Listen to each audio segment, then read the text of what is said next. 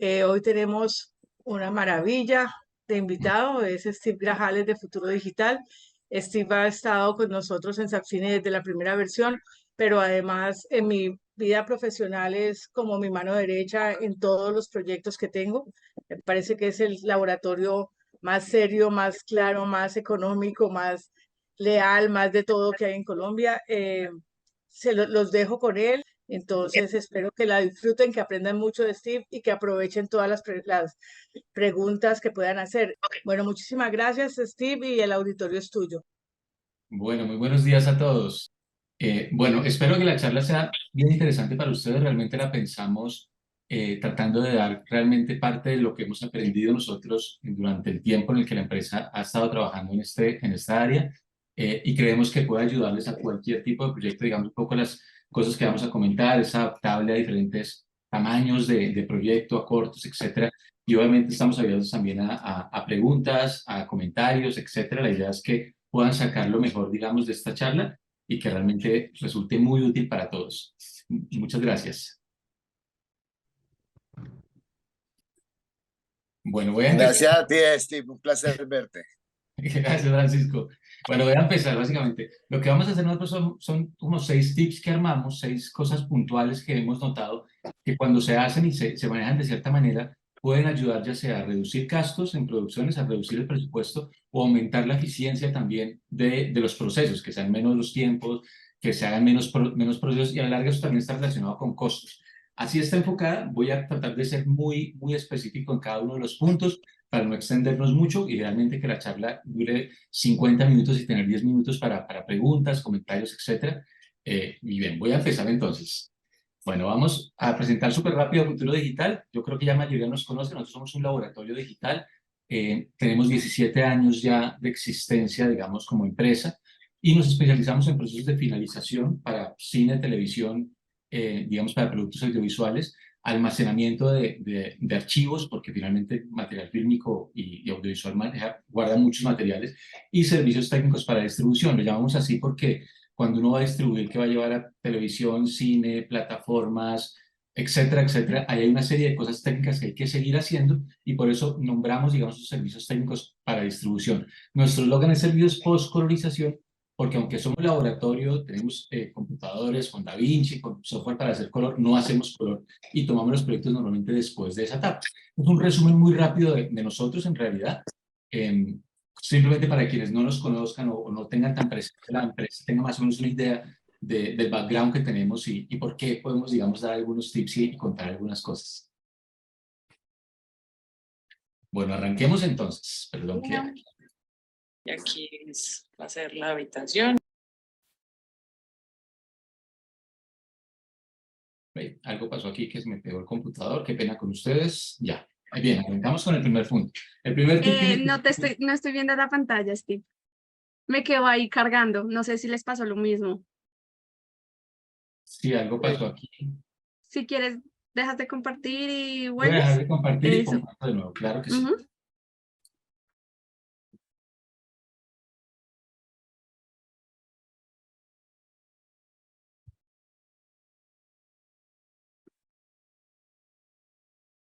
No sé si ahí lo estás viendo. Ya en este momento veo la pantalla en blanco. Ahí lo estás, ya está compartiendo. O sea, si estás compartiendo, pero hay una pantalla en blanco. No sé qué pasó. Ven a ver. Algo aquí.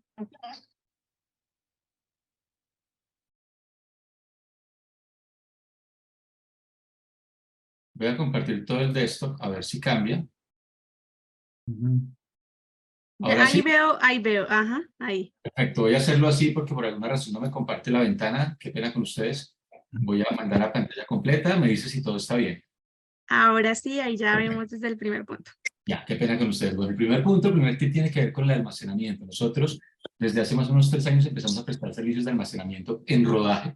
Lo que hacíamos era alquilar discos duros para el almacenamiento en rodaje y a partir de allí notamos una serie de cosas. Y como siempre recibimos material de proyectos, hemos notado detalles de almacenamiento que se pueden ajustar mejor y hay formas de hacerlo. Les voy a contar cuáles son nuestra visión en ese sentido. En el almacenamiento nosotros pensamos que hay almacenamiento para 3 tipos de uso. Hay muchos más, eso es como un resumen rápido, y cambia lo que yo necesito, digamos, de ese almacenamiento de esos discos duros, por llamarlo de alguna manera, dependiendo de dónde estoy. Si estoy en rodaje, obviamente, para mí lo más importante es que sea confiable, que yo no vaya a perder un archivo ni se me vaya a dañar fácilmente, que tenga redundancia, que eso es básicamente que tenga copias o que yo sepa que tengo más de una copia por si algo pasa con la copia 1, que sea rápido, por supuesto, porque tengo que bajar material y un día de rodaje puede ser mucha información. Necesito que los archivos, los discos sean rápidos. La capacidad ya deja de ser tan importante, aunque obviamente necesito que tenga mucha capacidad para el día, pero yo podría tener muchos discos si es que necesito capacidad y para mí son más importantes los 3 primeros ítems. Y por último, economía. Tal vez en rodaje yo no intento ahorrar tanto porque estoy tratando de que los discos sean buenísimos y efectivamente yo esté tranquilo con los archivos que tengo guardados.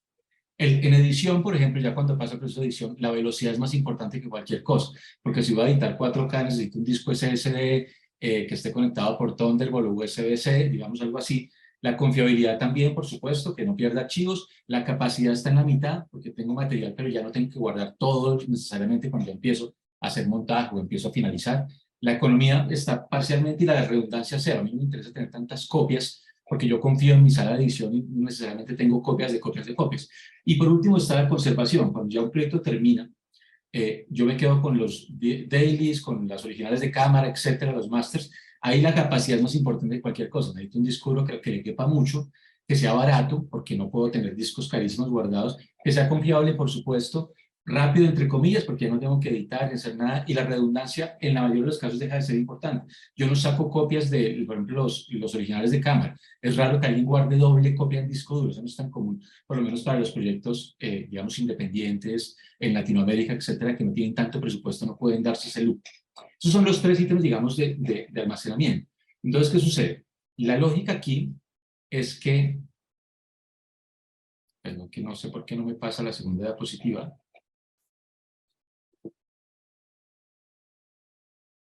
Ya, no, Pero ya bueno, pasó. listo. Entonces, la lógica aquí es, en rodaje, ¿yo qué necesito? Ese es un ejemplo de un disco que a mí me llega a rodaje todo el tiempo.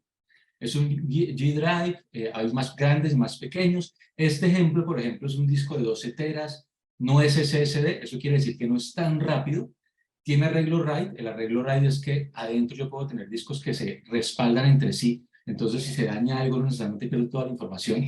Y es Thunderbolt 3, un disco rápido. Ese es un ejemplo, digamos, promedio para muchas producciones. De hecho, es muy común que me lleguen discos de este estilo, de rodajes que se han hecho con los originales de cámara.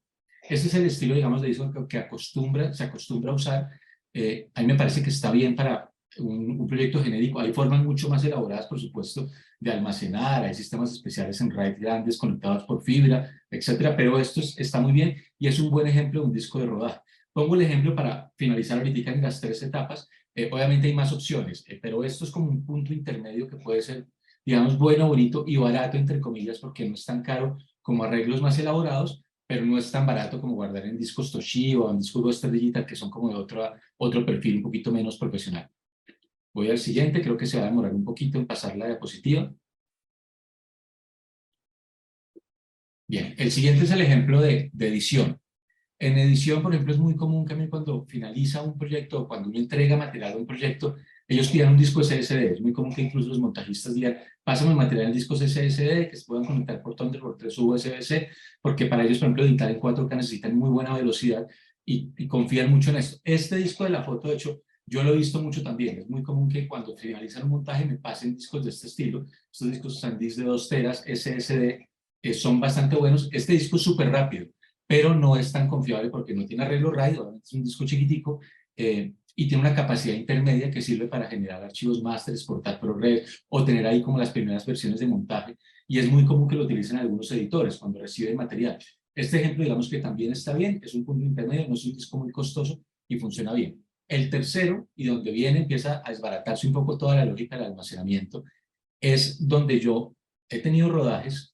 Tengo discos G-Drive o tengo discos de cualquier tipo, tengo discos SanDisk, tengo discos Toshiba, tengo discos Western Digital, y yo lo que conservo cuando termino el proyecto es un sancocho de discos duros, literalmente, porque tengo guardado de todo en todo tipo de disco duro en el que tenga espacio, básicamente. Entonces yo voy llenando ahí, voy acomodando. Cuando necesito un disco voy a ver qué hago para liberarlo. Por ejemplo, no es raro que para nosotros nos lleguen masters en discos que traen una cantidad de material adicional, es súper común, porque claro, la gente no tiene suficientes discos duros y termina usando todo lo que tiene, y termina uno viendo bibliotecas. Yo conozco muchos clientes nuestros que tienen la biblioteca llena de discos de todos los tipos, formas, colores, etcétera. A veces no tienen los cargadores, me acuerdo que se embolatan. Me imagino que muchos de ustedes se pueden sentir ahí como medio conectados y es muy difícil organizar el material. Es muy difícil organizar el material de conservación. ¿Y qué sucede aquí? Lo que termina pasando es que yo tengo discos de conservación, discos que tengo guardados, discos que tienen un perfil muy interesante para otros usos. Como al principio les contaba, hay discos que por las características son ideales para rodaje o ideales para edición y no necesariamente para conservación. Y yo termino teniendo un disco, por ejemplo, si yo tengo un disco G-Drive como el de la imagen guardado y no lo estoy usando, yo diría de entrada, ahí estoy botando la plata, porque ese disco duro es un disco costoso que tiene unas características muy buenas para muchas, digamos, usos. Se puede usar para edición, se puede usar para guardar archivo en rodaje, por ejemplo, y no para conservar. Conservarlo sería absurdo y tendría más sentido bajar eso a otro lado. La solución, en principio, es el LTO. Cuando yo digo, yo voy a coger mis discos duros que tengo y voy a bajar toda Western Digital, Toshiba, lo puedo hacer. El riesgo es que esos discos no están diseñados para ser guardados mucho tiempo. Entonces, puedo perder se me pueden dañar fácilmente, digamos. El LTO, al contrario, está diseñado para guardar 30 años, la cinta en una biblioteca, donde no tenga problemas de humedad ni nada especial, y en esta versión de LTO 8, que es una versión que tiene una relación precio-beneficio chévere, interesante, porque son 12 teras de capacidad, y una copia en cinta, incluyendo la cinta y todo, está más o menos en 1,5 millones. Un disco de 12 teras profesional sabe perfectamente en 2 millones, 2 millones y pico. Digamos que es bien interesante el LTO como preservación. Yo podría coger discos que me pueden servir para editar o para rodaje, bajar lo que tengo adentro, hay una cinta LTO, tener una copia muy segura, digamos que es de nivel de preservación en realidad, y esos discos reutilizarlos. Entonces, ¿cómo funciona esta lógica? Cuando yo voy a empezar un proyecto, cuando voy a empezar un proyecto nuevo, mi recomendación es, bueno, revisemos qué hay en este momento disponible para administrar almacenamiento. Yo no puedo irme a comprar discos en todos los proyectos que tengo, a veces no da el presupuesto, a veces definitivamente se aprieta demasiado y tengo que empezar a buscar opciones. Entonces, ¿qué opciones de disco que tenga? Por ejemplo, opción RAID, si fuera ideal, si no, tener varias copias es suficiente. O sea, si yo no tengo un disco súper profesional, pero puedo tener 2 o 3 copias en discos normales, eso está muy bien. Entonces, ver si yo tengo suficientes discos y los puedo administrar para llevármelos al rodaje, lo mejor que tenga, por supuesto, o la mayor cantidad si no son tan buenos, y que cumplan esas características de que sean confiables, rápidos, si son Thunderbolt ideal, que pueda hacer varias copias y que sean rápidos. La opción última es alquilar. Uno puede buscar empresas que alquilen discos que, digamos, si uno no tiene suficientes o demás, pero la mayoría de productores tienen bastantes discos guardados y podrían administrarlos bien, bajar al ETO o algo similar y empezar a reutilizarlos para otros proyectos y demás. Lo mismo para edición. ¿Qué disco de los que tengo se adapta mejor a edición? Y lo reutilizo en eso y hago copias de respaldo. Y en conservación, dejo el LTO donde bajo originales de cámara de proyectos antiguos en general, digamos, los archivos máster también yo recomiendo guardarlos, porque pues finalmente el LTO es una copia de preservación y siempre podré confiar en que puedo buscar allá el material que he perdido o lo que sea. Y siempre recomiendo que yo tenga la copia de los másteres. Si yo terminé mi película y generé mi ProRes, el DCP, etcétera, yo tengo una copia en discos genéricos. Ahí puedo tener una copia en un disco de Toshiba, en un disco Western Digital, en un disco ADATA, en un LASIK, ya no es tan genérico, pero que digamos también está en esa línea. Tener una copia de los masters, porque es lo que más voy a usar.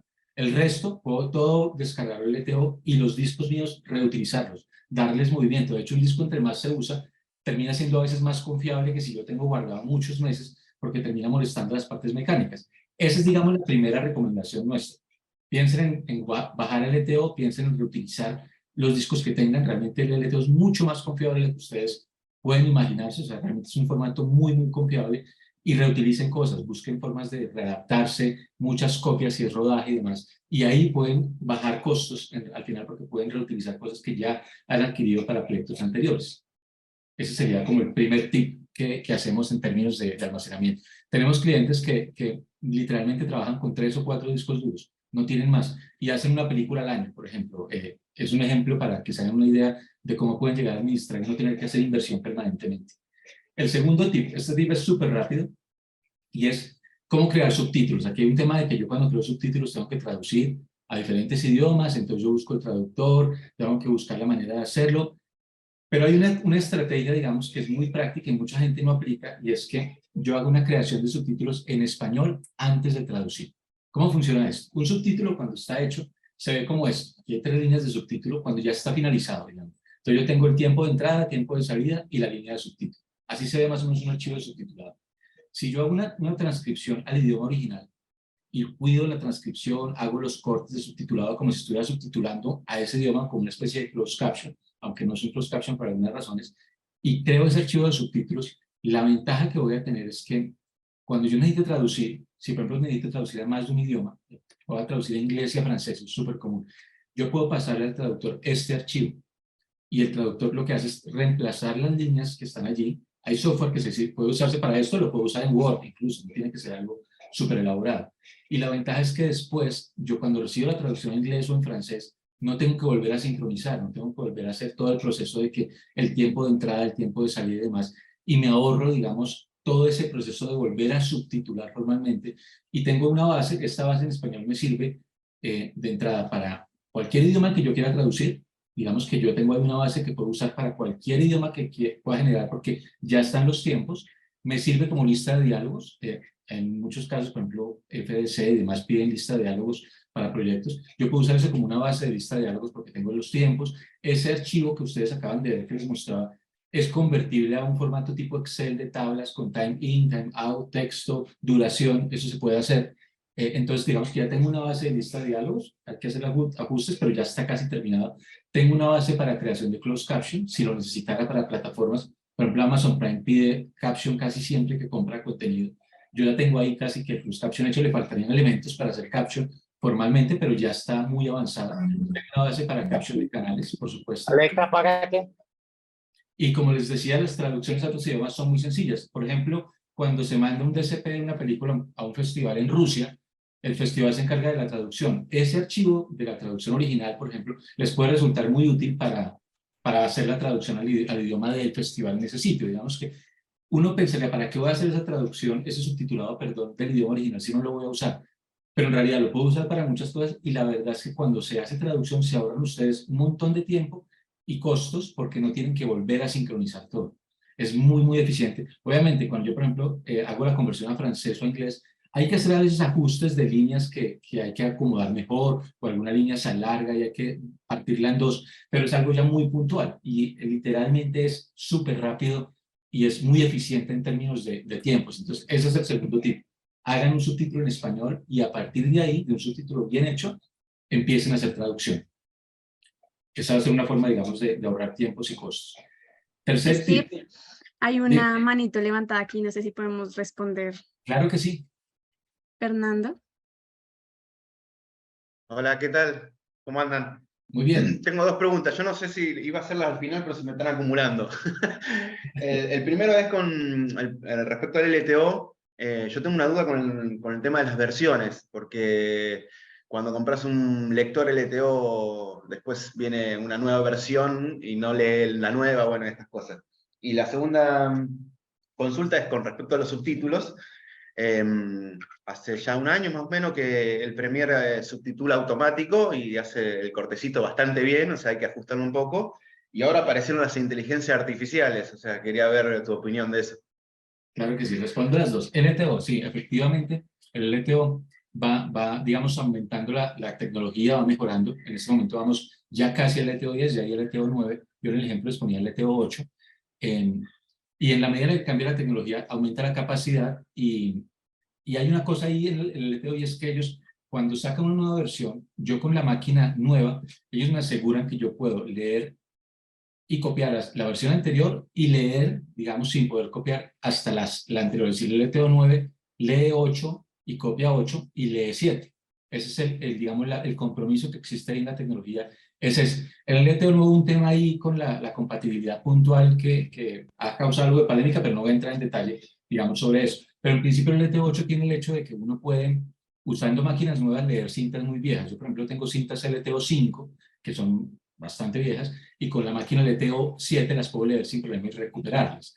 Entonces, ¿cuánto tiempo pasó entre esas dos tecnologías? Para que ustedes hagan una idea. Más o menos el promedio entre el LTO 5, cuando empezó, y ahora que todavía puedo leerlas, han pasado 10 años. Y la cinta sigue siendo legible. Obviamente en algún momento uno tendrá que decir, ok, yo tengo cintas LTO4 o LTO5, debería migrarlas y hacer como una actualización. Es necesario, sería necesario hacerlo. De hecho, digamos que podría hacerse, dependiendo del país donde uno esté, cada 15 años. Uno podría pensar, yo tengo una cinta y yo puedo con probabilidad encuentro un proveedor o un laboratorio aliado que me pueda migrar eso 15 años después. Y 15 años es un tiempo, digamos, bastante interesante para hacer eso, para decir, bueno, hago una pequeña inversión y voy a actualizar ese almacenamiento que yo tengo. La ventaja que tiene es que, por ejemplo, yo hoy en día, la cinta LTO5 tenía capacidad para 1.5 teras y ahora el 8 va en 12. Entonces yo casi que puedo meter 8 cintas, 5 en un 8 y de alguna manera no es tan costoso hacer esa actualización técnica, tecnológica, digamos, para actualizar mi material. Eso sería como el tip pues, respecto a las versiones de LTO. Yo calculo que 10 o 15 años es el tiempo, ustedes pueden estar tranquilos de que siguen consiguiendo máquinas, proveedores, etcétera, sin ningún problema. Es bastante común. Ahora, respecto al subtitulado de la transcripción, tal cual. Lo tiene Premiere, ya DaVinci tiene una opción también parecida de hacer transcripción con inteligencia artificial. Sale muy bien, con algunos errores, nosotros lo hemos probado, por supuesto, se equivoca mucho en lenguaje, cuando se habla muy rápido. Por ejemplo, Rodrigo de No Futuro, si ustedes conocen la película colombiana, que hablan literalmente a toda velocidad y con, digamos, palabras que son muy propias de los barrios populares de Medellín. Esa transcripción es un desastre completo, o sea, casi que no sirve para nada, pero sí sirve como una base, por supuesto. Y te genera, efectivamente, como tú dices, un archivo que ya está sincronizado. A ese archivo de Premiere, de paso, les comento como nuestra experiencia con él. Hay que hacerle ajustes, solamente revisar la transcripción. El problema que tiene la transcripción que ellos creen es que está muy mal cortada a veces. Digamos que uno, cuando subtitula, busca que los cortes tengan sentido en la idea no se corta a la mitad. Digamos que hay cosas lógicas allí, tanto en el enter de las dos líneas como en el subtítulo siguiente y el anterior. A veces eso queda muy mal cortado, entonces es recomendable uno revisarlo, unir, volver a cortar para que queden un poquito más cómodos de leer los subtítulos, eso es clave.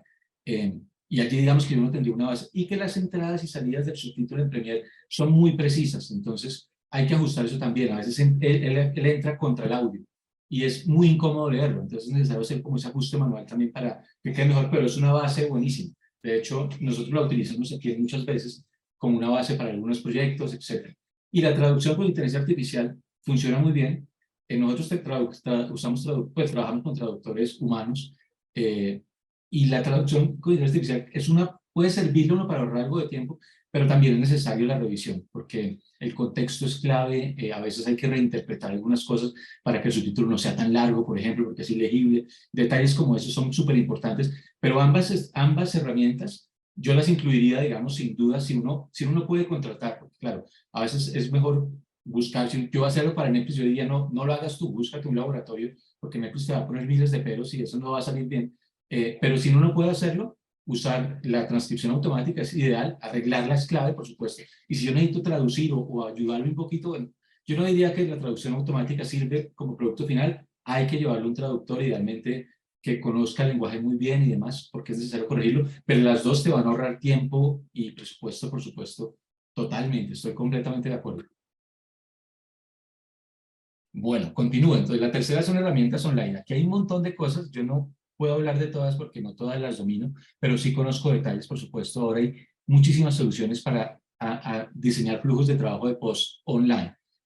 Por ejemplo, DaVinci tiene ya opciones de edición remota. Yo puedo trabajar en equipos donde dos personas están en países completamente distintos y estamos editando un material a partir de proxies, por ejemplo. Y al momento de ingestar en el equipo donde yo tengo el material original, él se conecta nuevamente a partir de los proxies con el material original y puedo hacer color, por ejemplo. Eso permitiría hacer una especie de montaje, por ejemplo, remoto y cosas por el estilo. Frame.io, que si no lo conocen, tiene una cantidad de opciones para hacer trabajo de post remoto, tanto hacer revisión con clientes, como hacer edición, como hacer... ahora tiene una solución, por ejemplo, que se llama como de cámara nube, que está en el último ítem, y es que hay equipos que están, digamos, diseñando la tecnología para que cuando yo estoy grabando, automáticamente está creando el proxy y lo va subiendo a la nube. Entonces, quien va a hacer montaje casi que recibe los proxies del rodaje en tiempo real, entre comillas en tiempo real, y puede empezar a trabajar casi que de inmediato para hacer montaje. Obviamente los detalles es que los proxies no permiten otro tipo de trabajo, pero ayudan muchísimo, digamos, con ahorros y demás. Greenrock, que pueden verlo, por eso es una solución parecida, que también tiene opciones interesantes. Parsec, por ejemplo, es un programa que permite hacer La oferta de ellos y lo interesante es que es un sistema de control remoto de equipos. No sé si ustedes han usado Chrome Remote Desktop o, bueno, hay un montón de TeamViewer, hay un montón de herramientas, pero yo me conecto a mi computador en mi casa o en mi oficina desde mi celular o desde otro equipo y veo la pantalla y puedo usarlo. Parse lo que hace es que permite, digamos, que yo esa edición o trabajar en un computador remoto de edición lo haga conservando el color 444, por ejemplo, o sea, que tenga toda la información de color allí y usa el ancho de banda de una manera más inteligente, digamos, con tecnología más nueva, para que yo no sienta tanto lag. Por ejemplo, si yo doy play en un video y estoy usando TeamViewer o cualquiera de esas opciones, siempre hay un problema de lip sync. Nunca voy a tener lip sync en el audio del video. Con Parsec eso están trabajando y la oferta de ellos es que no suceda. Entonces yo podría trabajar desde un computador en mi casa en un computador de edición que puede estar en otro país o en otra ubicación y es como si realmente estuviera sentado en ese equipo. Es bien interesante. GPU para el nube en BFX es bien interesante porque cuando yo hago BFX, ahora hay soluciones que me alquilan el uso de los equipos, digamos, de GPU, digamos, todo ese procesamiento. Yo no tengo que ser dueño de él, sino que lo alquilo, trabajo en remoto, entre comillas, en nube, y uso esos equipos para hacer render y para hacer otros procesos. Esos son como detalles de herramientas online en post que se mezclan entre el rodaje, por ejemplo, en el caso de Frame.io y DaVinci, que yo puedo mandar proxies y que se pueden utilizar al momento de hacer la edición de post formalmente. Aparte de eso, en herramientas online hay otras, digamos, otros enfoques, perdón, que aquí no ha pasado la diapositiva, y es el envío de archivos digitales, es decir, el envío de archivos a través de Internet. Hoy en día yo me atrevo a decir que ya no hay límites, es decir, ya uno puede enviar cualquier cosa, cualquier archivo de cualquier tamaño, de cualquier formato, y no hay límites. No sé si tienes la mano levantada, ¿tienes alguna duda? Fernando, Sí, de nuevo. yo de nuevo, parte técnica soy muy así. Te iba a preguntar cuánto recomendás de conexión, de velocidad de conexión para estos programitas, porque es muy importante eso en nuestras zonas.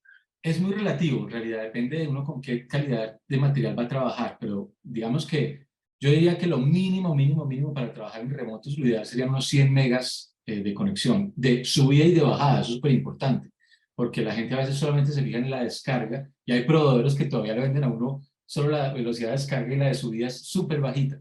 Ya la mayoría lo están unificando, ustedes pueden usar las herramientas de prueba de velocidad, que hay muchas en internet para ver cuánto tienen de las dos.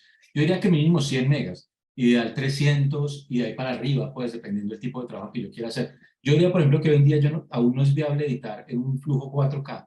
Es muy difícil, un flujo 4K a full resolución no es algo tan viable actualmente, pero yo sí puedo trabajar en Full HD y demás y puede funcionar muy bien para el flujos remotos.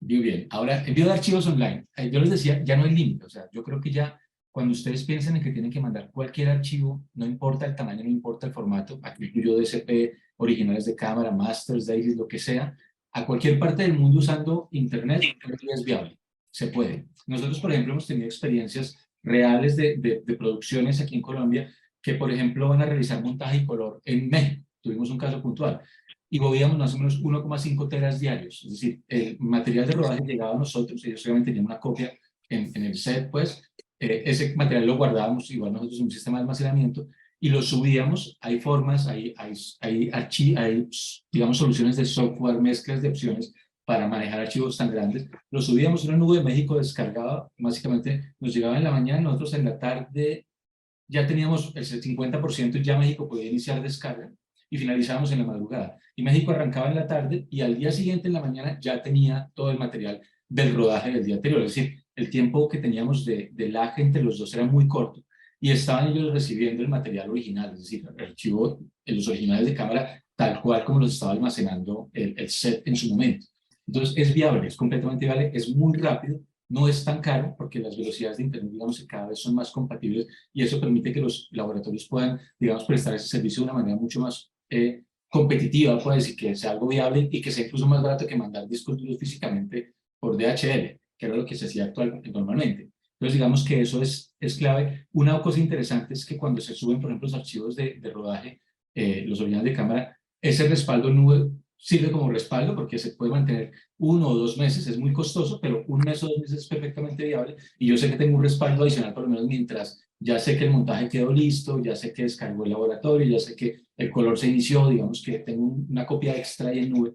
Entonces es súper interesante y realmente lo que les permite, y eso es creo que es importante para los proyectos latinoamericanos, y es que en Latinoamérica el cine, por ejemplo, se hace entre muchas personas que se juntan a ayudar, y hoy en día sucede es que son muchas personas de distintos países. Entonces yo de alguna manera tengo que pensar en ese flujo, es ¿qué puedo hacer para que los archivos estén en todas las locaciones en las que tienen que estar físicamente, digamos, en el sentido de que los tengan ellos guardados, pero en diferentes países? Y es completamente viable, es algo rápido, es económico, se puede hacer, y yo no tengo que pensar en 10 discos duros, 5 discos duros, yendo por DHL y regresando, que de alguna manera en algunos casos se pensaba así porque no se podían mover archivos tan grandes. Ya esa limitación no existe, y es una cosa que hay que pensar, digamos, dentro del flujo. Hay que pensar en que yo puedo estar en cualquier parte del mundo con cualquier tipo de archivo en un día.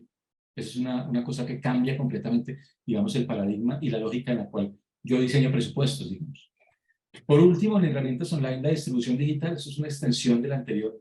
Y es que hoy en día, por ejemplo, yo hace mucho tiempo no hago copias para fuera de Colombia de DCPs, porque todos los festivales reciben DCP digital, los distribuidores reciben archivos de descarga cuando necesitan un DCP para distribución, y entonces ya no se hacen copias físicas. Obviamente para la distribución de streaming dentro del territorio, para las salas, cambia la cosa, pero para ese tipo de usos, festivales, distribuidores, gente que compra contenidos, ya no se hacen copias físicas, ya no se hacen envíos físicamente. Eso también cambia mucho los costos y abarata un montón toda la lógica y los tiempos en los que yo puedo estar. Entonces, incluir eso también. Todos mis másters, sea cual sea, ProRes, sea DCP, sea un máster para broadcast, ya yo tengo en la cabeza que se van por digital y mis costos de envío son bajísimos, y no tengo que pensar en que eso me va a generar costos extra, problemas de aduana o una serie de cosas que pasaban antes, que ya básicamente quedan eliminados con esta opción de trabajar online. Yo resumo este punto súper rápido. Básicamente es incluir herramientas que permitan trabajar en línea usando Internet dentro de los flujos de post, edición, montaje, color y obviamente envío de archivos, mover material totalmente digitales, es completamente viable. Entonces, ¿hasta alguien tenga alguna pregunta? Fernando. Claro que sí, cuéntanos. Sí, yo, perdón.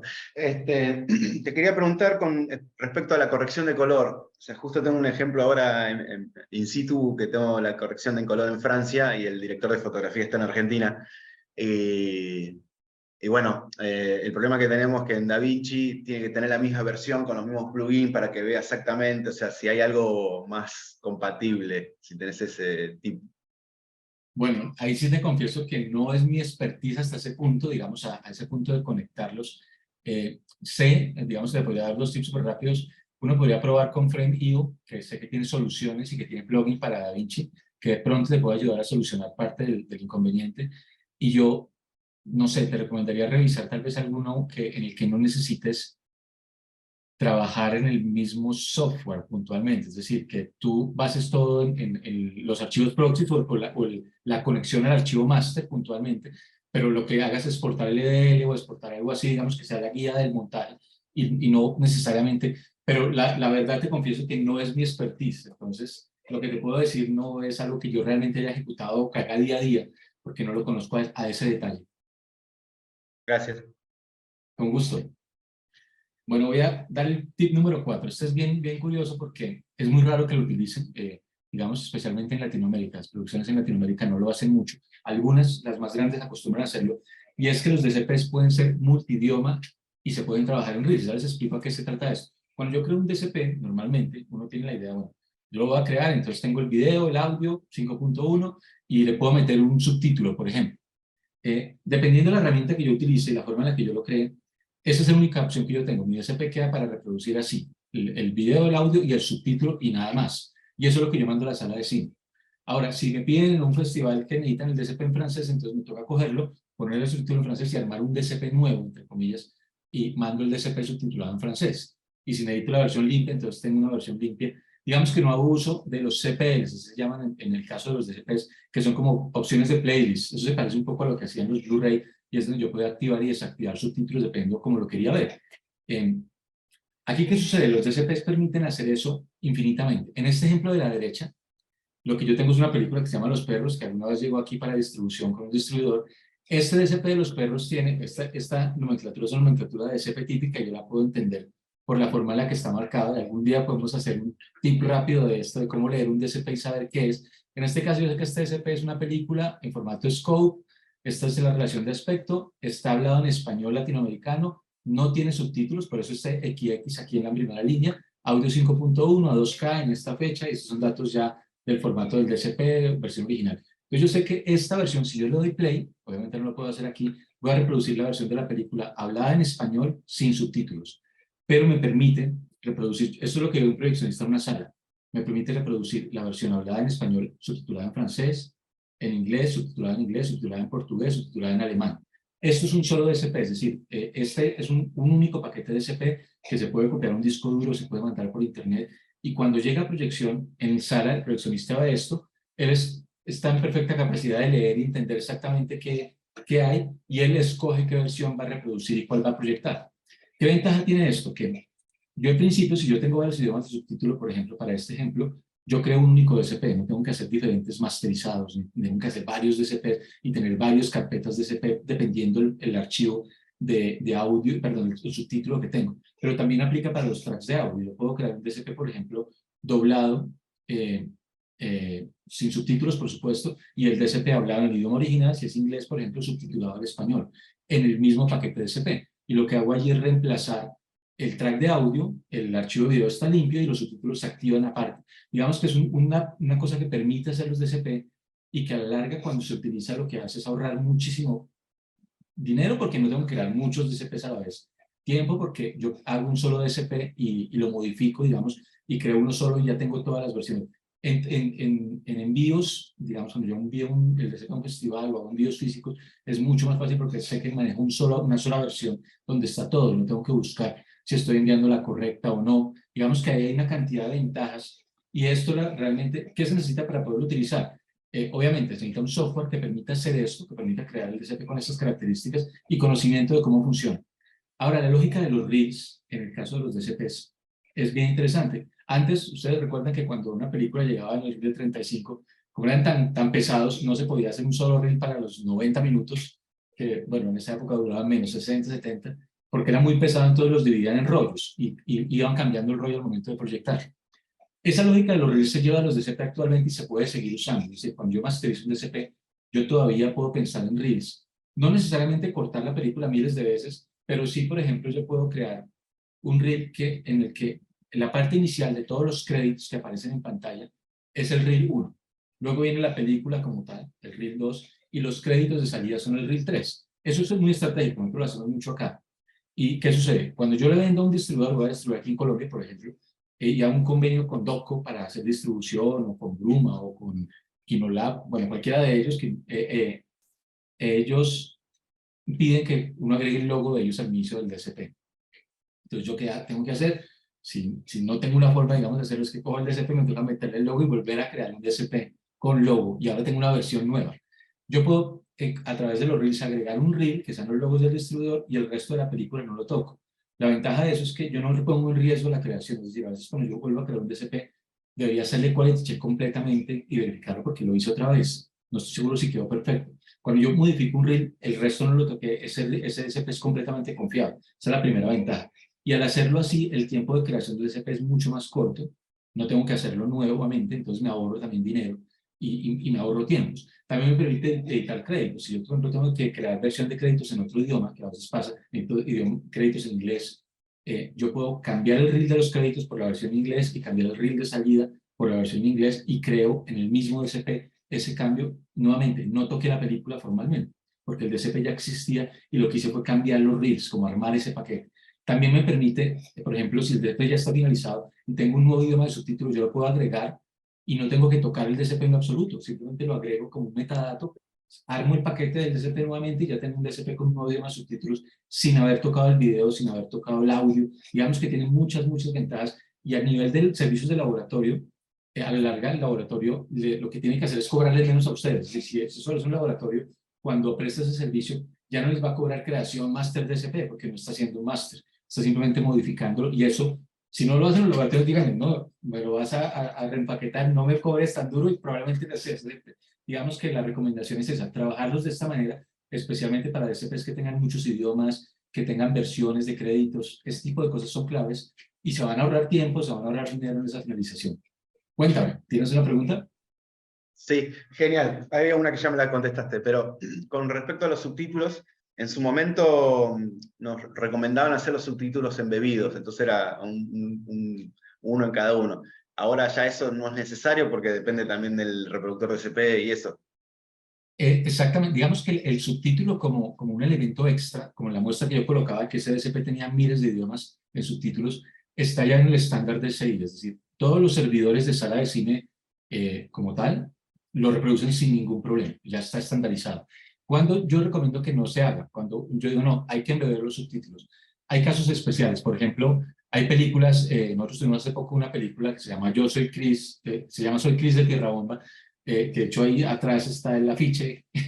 Esa película tenía muchas redes sociales, entonces el protagonista estaba publicando en Instagram, chateaba, y todos esos elementos hacían parte de la producción gráficamente.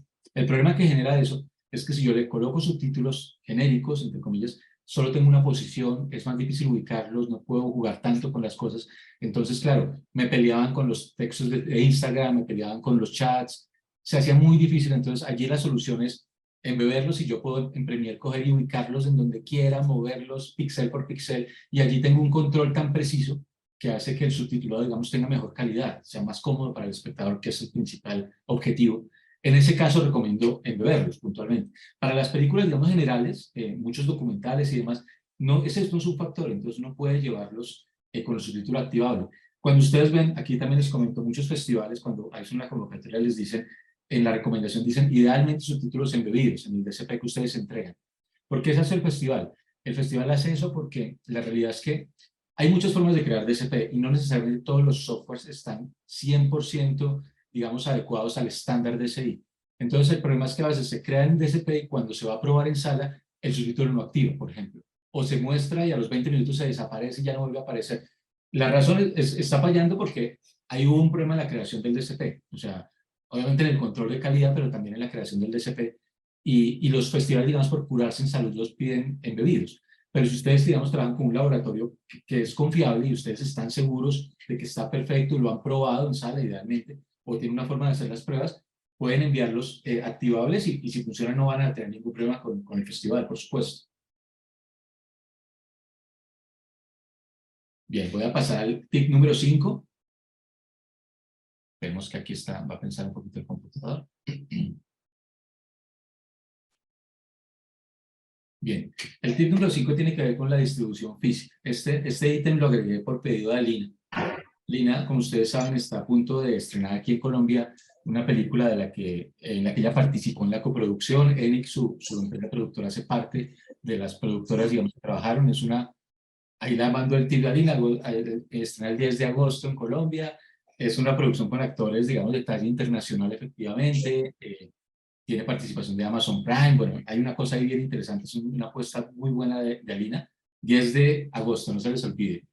Pero bueno, ¿qué pasa con la distribución física? Esta película, normalmente uno en las películas independientes se encuentra con que va a 5 salas, 6 salas, 10 salas, la mayoría son salas independientes, muchas proyectan en formato digital, ni siquiera le piden a uno el DCP porque terminan proyectando desde un archivo MP4 o algo así. Es muy común porque son salas independientes y no tienen a veces los equipos para hacer la proyección, y entonces uno no se encuentra, digamos, dificultades técnicas en la distribución. Pero ¿qué pasa cuando la película tiene más acogida, es más grande o tiene más respaldo de algún distribuidor? Pongo el ejemplo de películas, digamos, que tienen ese perfil. Películas que se distribuyen a 130, 140 salas de cine. Y allí uno empieza a encontrarse unas dificultades serias que es bueno que digamos, tengan muy presentes en su presupuesto para tenerlas, preverlas, y también que hay formas de hacerlo para que sea un poquito más fácil y que de alguna manera no sea tan costoso. La primera cosa es, entonces, yo tengo una distribución y me piden, vamos a estar en 110 salas de cine. En las 110 salas van a proliferar trailers un mes antes, mes y medio antes, y tengo que mandar también materiales proporcionales, como mismo afiche. Obviamente, hay primera cosa, actualmente se maneja una copia de trailer por sala, es decir, yo estoy obligado a mandar una copia en una memoria USB de mis trailers en formato DCP y tengo que mandarlos uno a cada una de las salas. Es muy raro que yo diga, no, venga, voy a recoger el trailer que está allá, la USB que dejé en esta sala, para llevarla a la otra. Eso es muy raro con los trailers, no es nada común, y la mayoría de distribuidores, exhibidores, no van a ayudarles mucho en ese proceso. Entonces tienen que ustedes prever que tienen que mandar una copia por cada una de las salas en las que van a estar, y lo mismo con el afiche físico. Muchas van a pedirles afiche físico, hay algunas salas ahora que manejan afiche digital, no lo van a pedir, y lo ideal obviamente es que ustedes lo traten de organizar con tiempo y manden los dos juntos. Afiche y trailer, mismo paquete, se va por correo a la sala de cine, como es una por sala, digamos que uno se encarga de hacer un envío único a cada una de ellas puntualmente. Así funciona, de hecho, para casi toda Latinoamérica. Se envía una copia por sala, afiche y trailer juntos, idealmente de eso se encarga o el distribuidor o el productor. Muchas veces le toca al productor encargarse de armar el paquete, de preparar todo, de hacer los envíos, y es una cosa que le toca. Y en muchos casos termina el laboratorio, es el que se termina encargando de eso. En el caso de Alina, por ejemplo, nosotros como laboratorio de la película, nos encargamos de las copias de trailers, del tema de afiches y de los envíos a las salas en las que está, digamos, previsto que salga la película. Ahí ustedes tienen un tema de costos bien importante. Yo, por ejemplo, en el formato de FDC, a veces no lo veo tan bien reflejado, porque uno tiene master trailer, pero tendría que sumar envío de trailer, envío de afiches, que puede ser un valor importante, el costo de los envíos dependiendo de cuántas salas tengan. Actualmente no afecta mucho a las producciones independientes, porque lamentablemente cuando llegan a sala, las proyectan en muy poquitas pantallas, entonces se necesitan enviar 5 trailers y 6 afiches, digamos que es muy poco lo que se hace. Ahora, en términos de la película, ya distribuimos los trailers y los afiches. Ahora, ¿cómo distribuimos la película? Aquí hay una cosa importante. La primera ítem es, ya no se usan discos duros especiales para copiar el DCP para estrenos en sala. Hace unos años usaban los discos CRU, unas maletas que parecía que nos llevaba algo especial allí, pues esos ya no se utilizan en lo absoluto, nadie lo está utilizando, ningún distribuidor, digamos, para envío físico lo está manejando así. Se copian discos genéricos. ¿Qué son discos genéricos? Discos Toshiba, Adata, digamos, estos discos pequeñitos, USB 3, eso es importante, como mínimo no pueden ser menos de USB 3, y ustedes pueden reutilizar discos que tengan. Ahí volvemos al tema del principio. Si ustedes revisaron y descubrieron que tienen 10 discos duros Toshiba de 1 tera o de menos o de 500 gigas, esos no les van a servir para mucho normalmente, pero para distribución de DCP les pueden servir y se pueden reutilizar. ¿Qué necesitan? Hay que hacer un formateado, el disco tiene que estar nuevo, copiar DCP, hacerle control de calidad y se podrían mandar a salas de cine. Muchos laboratorios tienen la opción de alquilar el disco duro cuando hacen la distribución. Por ejemplo, hay distribuciones en donde se necesitan 25, 30, 40 copias, porque son muchas salas de cine a las que se van a llegar. Entonces, solamente uno no tiene sentido comprar 40 discos duros. Entonces, uno puede consultar para alquilar, y eso es mucho más económico que hacer la compra desde cero. Y hay una cosa importante que funciona en buena parte de Latinoamérica. Aquí en Latinoamérica, uno envía un disco, voy a poner un ejemplo, voy a poner una película en Medellín está Cinépolis, Cinemark, Procinal, Royal, obviamente Cine Colombia. Entonces yo podría pensar en que hago una copia o 2 copias y mando 2 copias a 2 teatros en Medellín. Y a partir de ahí armo una ruta. La ruta básicamente es cuando el teatro termina de descargar la película, yo le indico, obviamente eso tiene que ser un proceso en el que se requiere un seguimiento a las salas, yo le indico a la sala, por favor, cuando termine, mándesela a la sala de Procinal. Y entonces los cines, entre ellos, se coordinan un poco y se mandan la película. Entonces yo la descargué, se la mando a él con un mensajero que el cine lo coordina, el segundo teatro descarga y la puede mover a un tercero, y él a un cuarto, y él a un quinto. Digamos que eso puede tener cierta límite, porque obviamente no se puede hacer infinidad, de manera infinita, pero sí permite ahorrar muchísimo. Es decir, cuando yo tengo una distribución grande, ese tema de organizar el tráfico del disco duro, que está directamente relacionado con el tiempo que tengo para hacerlo, me puede ahorrar muchísimo en copias de CP, en envíos, porque los envíos entre salas no los pago yo como productor ni el laboratorio, sino que las salas se encargan de eso, y realmente es muy eficiente. El contra que tiene realmente es que uno tiene que hacer un seguimiento constante a las salas para estar seguro de que llegó, de que descargaron y que continuó la ruta, de que hicieron el envío. A veces eso puede ser un poquito complejo, se requiere paciencia, pero así funciona y así se usa muchísimo. Obviamente está el tema de descarga por satélite, y uno puede hacer que la película se distribuya por satélite, pero la verdad es que casi ninguna película independiente lo hace porque es muy costoso y no se justifica, no justifica una inversión de ese tipo. Digamos que los discos duros, cuando uno tiene tiempo y puede organizarse, muchas veces los laboratorios trabajan y se encargan de esa distribución. digamos, los laboratorios hacen el envío y hacen el tráfico y se encargan de hacer el seguimiento a que el tráfico se cumpla. Realmente les ahorra un montón porque no tienen tantas copias, no pagan tanto transporte y finalmente la película llega a las salas como debería llegar. No sé, ¿hasta ahí alguien tiene alguna duda? No, hasta el momento no veo manitos levantadas. Perfecto, muy bien. Voy al último punto, el último tip. Sí, perdóname, Juan Carrillo. Claro que sí, Juan, cuéntame. Perdón, buenos días. Buenos días. Haga un favor, ¿esa distribución del DCP por internet puede hacerse o no se utiliza por internet? Para las salas de cine, cuando se hace estreno, cuando uno va a estrenar su película en Colombia, por decir algo, no se utiliza. Ninguna sala de cine en Colombia, digamos, actualmente acepta el envío a través de un link de descarga que ellos bajen. Puede pasar, pero es algo raro. Por ejemplo, yo sé que por ejemplo, en Colombo, en Medellín, recibe links de descarga y descarga la película y demás, pero son casos excepcionales. Digamos que las salas más independientes a veces lo hacen. De los grandes, digamos, exhibidores, ninguno te va a recibir, ningún gran exhibidor te va a recibir link de descarga para estreno. El link de descarga de DCP, sin duda lo vas a poder utilizar para festivales de cine, para envíos a distribuidores, por ejemplo, ese tipo de temas, digamos, fuera de Colombia te va a funcionar muy bien. E incluso para estrenos fuera de Colombia. Muchas veces el distribuidor en otro país te pide el DCP, él lo recibe el link de descarga y él se encarga ya de hacer sus copias y demás, digamos que ahí también puedes utilizarlo. Ok, gracias. Muy bien. El último, digamos, tip aquí es el convenio de apoyo. Aquí sí, digamos, este tip está más asociado con nosotros como empresa, pero se extiende a muchos laboratorios.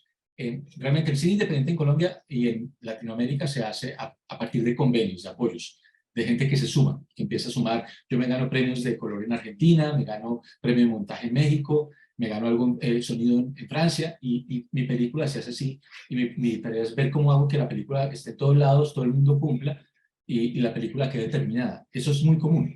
Pero también se requiere, digamos, obviamente que se sumen cosas porque los presupuestos nunca son suficientes, en principio nunca son suficientes. Aquí digamos que hay un tema importante aquí, esto es como lo hacemos nosotros. Sé que casi todos los laboratorios probablemente pueden llegar a hacer acuerdos parecidos. En nuestro caso, ¿cómo funciona? Nosotros cuando hacemos un convenio con una película, llega un proyecto, decimos, ok, vamos a ver, ¿qué vas a necesitar? Esos son el tipo de archivos que puedes necesitar, qué servicios necesitas, cuáles no. Eso siempre lo vemos, no siempre todo lo tenemos que hacer nosotros. Muchas veces las traducciones las hacen traductores de confianza de las producciones, por ejemplo. Muchas veces hay partes del proceso que no tenemos que directamente tocar nosotros como laboratorio, y eso está muy bien. Entonces buscamos qué tenemos que hacer, armamos un paquete, ¿sí? Ok, el paquete de servicios es este, y lo que hacemos normalmente para muchas producciones es decir, ok, sobre esta propuesta que tienes, digamos, de presupuesto de laboratorio, te podemos hacer un convenio de promoción. Nosotros lo que hacemos es un acuerdo de apoyo, no es coproducción, aunque hemos hecho una coproducción, la primera que hicimos este año, pero son acuerdos de apoyo. Lo que buscamos es que nuestro logo aparezca en los créditos de inicio de la película, con el apoyo de Futuro Digital, y digamos que lo que hacemos es que damos un descuento de un 30 y un 40% sobre el acuerdo que teníamos, digamos, de servicios que íbamos a prestar a la producción. Ese es básicamente, lo hacemos muy común, es muy común que hagamos algo así, porque ni siquiera proyectos que se ganan FDC logran alcanzar los presupuestos. Entonces están tratando de ver de dónde, a quién le quitan un poquito para poder meter a la publicidad o a quién le quitan para poder finalizar de otra manera. Digamos que siempre están jugando, haciendo malabares un poco con el presupuesto. Digamos que esta es un poco nuestra respuesta a esa necesidad de reducir el costo del laboratorio y así lo manejamos. Y una cosa que hacemos que yo pienso que es algo que ustedes deben casi que exigir un poco a los laboratorios con los que trabajen, es que el acompañamiento del laboratorio sea un poquito más a largo plazo. Es decir, que no se quede en un tema de que yo ya te hice, bueno, color, si hago color como laboratorio, ya te entregué los másters, aquí tienes tu disco, nos vemos, y cuando tú necesitas algo para la película, cualquier cosa, un subtitulado adicional, una conversión a un formato nuevo, ya el laboratorio se demora muchísimo en responderte, no tiene los archivos, eso pasa mucho, y es un problema en realidad. Nosotros, por ejemplo, lo que hacemos es que almacenamos másters, obviamente es un acuerdo que hacemos con la producción, para que los másters de la película que se necesiten queden en nuestros servidores durante un tiempo, que se acuerda, ese tiempo puede ser perfectamente 2 o 3 años, ahí les cuento. Nos encargamos de los envíos digitales, cuando uno como productor empieza a promover, le empiezan a pedir cosas, y el distribuidor allí le pide algo, y el festival otra cosa, y yo no necesariamente tengo ni la velocidad en la conexión a internet, ni estoy en mi computador, ni tengo el archivo a la mano. Entonces simplemente nos contactan correo y nosotros nos encargamos de ese envío a ese interesado, digamos, obviamente con autorización del productor. Hacemos la conversión a formatos cuando se necesita convertir para un canal nuevo, para una plataforma, si hay que meterle un subtítulo al DCP, por ejemplo, que puede pasar, nos encargamos nosotros y entregamos el archivo y nos volvemos un aliado técnico de años. Hay un ejemplo puntual que yo coloco y es con Patricia Ayala. Nosotros sí trabajamos con Doncas, es una película, un documental que, si no estoy mal, es más o menos del 2013, más o menos. Ese documental sigue en nuestros servidores y todavía lo mandamos a festivales de cine. O sea, todavía está y todavía sigue vivo para nosotros como proyecto. Digamos que eso es un tema de enfoque que hace parte del convenio de apoyo. Es decir, no, cuando apoyan no simplemente es, voy a darte un descuento, pero igual contrátame y págame, sino también es meterme un poco en el proyecto y ver qué se necesita extra, qué faltó, qué se nos pasó del presupuesto, qué eventualidad hay. A veces hay cosas que se salen de la planeación y que si no responde el laboratorio rápido, pues simplemente no se hace la proyección. Digamos que es un poco el cambio de visión que nosotros tenemos ahí, y es, pues estamos metidos con el proyecto y luego miramos. A veces es un luego miramos bueno, no nos van a pagar este servicio porque no sabemos que no hay presupuesto, pero sabemos que el cliente se queda y va a volver, y eso cambia un poco también la visión, un poco de la forma de hacer como el proyecto en general. Estos son, digamos, con mucho orgullo para nosotros, proyectos que estrenaron este año en Colombia y que cuentan con apoyo. Utopía, que está más grande, es nuestra primera coproducción, estamos aprendiendo un poco ahí del proceso, y tenemos, digamos, Colorido, que es un cortometraje animado bien interesante, que hicimos un servicio de apoyo, Balada para Niños Muertos de Jorge Navas, igualmente, todos los servicios de laboratorio fueron aquí, Tierra Quebrada de Marines Films, igualmente, Soy Cris de Tierra Bomba, de Josephine, también contó con apoyo, Viva Eli, de Carlos Ospina también digamos, estuvo acá, aún no ha estrenado en salas, pero ya está finalizado, y Puentes en el Mar, que también estrena pronto en salas, también es un ejemplo de digamos, apoyo a producciones de parte nuestra. Y digamos que la invitación a todos es que si ustedes tienen un proyecto, van a buscar laboratorio, digamos, quieren trabajar con laboratorio y demás, pues obviamente estamos con las puertas abiertas para recibirlos, ver qué podemos aportar, de qué manera podemos asesorar y cómo nos podemos sumar, digamos, para que los proyectos sean posibles.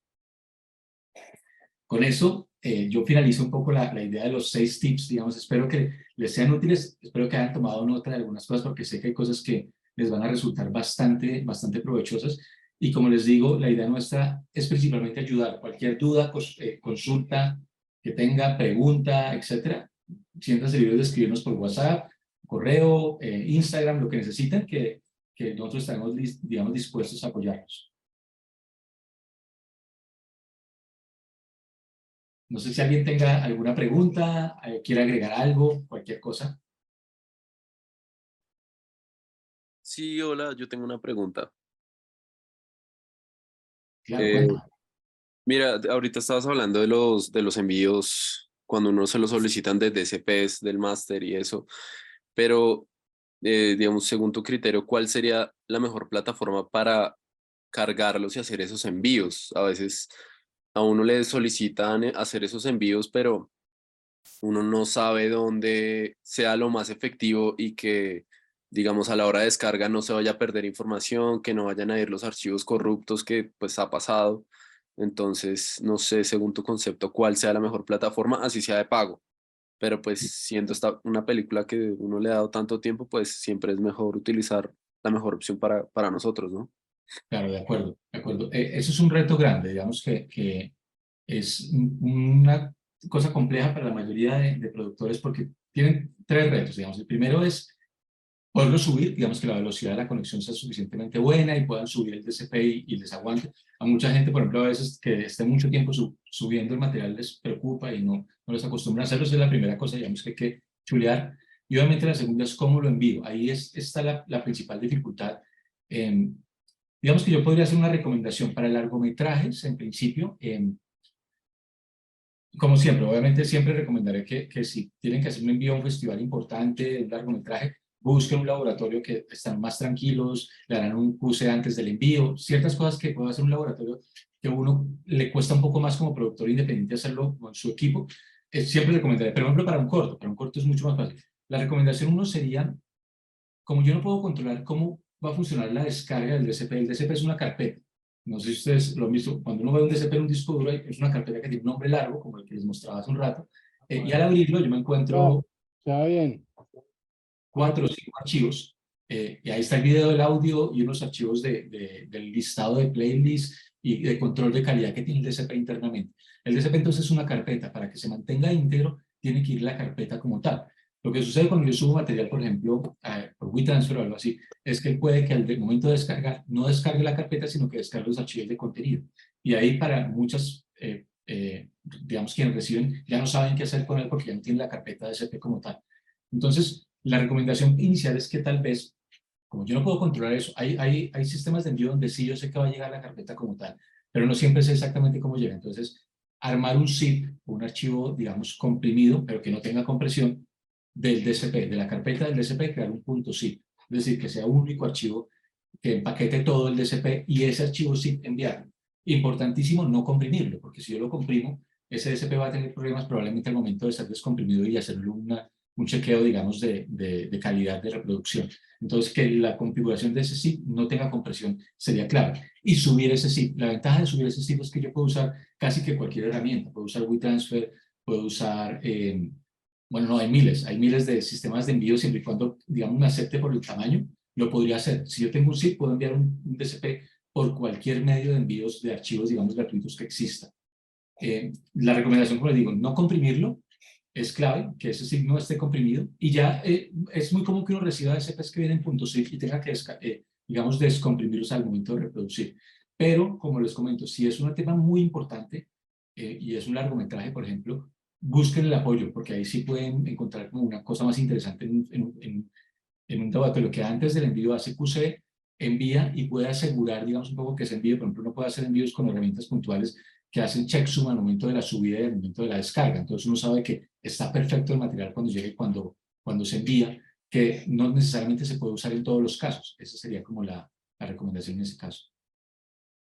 Vale, muchas gracias. Con gusto. Steve, yo acá de nuevo, Fernando, yo sin ninguna duda voy a hablar con vos mucho de aquí en el futuro. El WhatsApp, me dijiste, es este 365-23-487. Correcto, no tiene el indicativo de Colombia, qué pena que yo no lo puse, acabo de caer en cuenta que no está ahí en ese cierre. Más 57. Exactamente.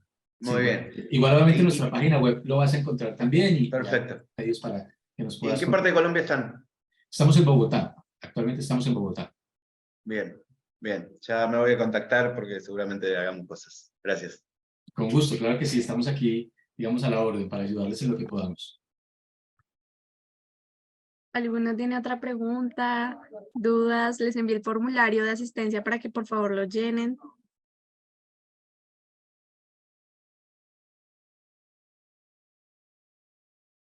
Voy a dejar de compartir pantalla.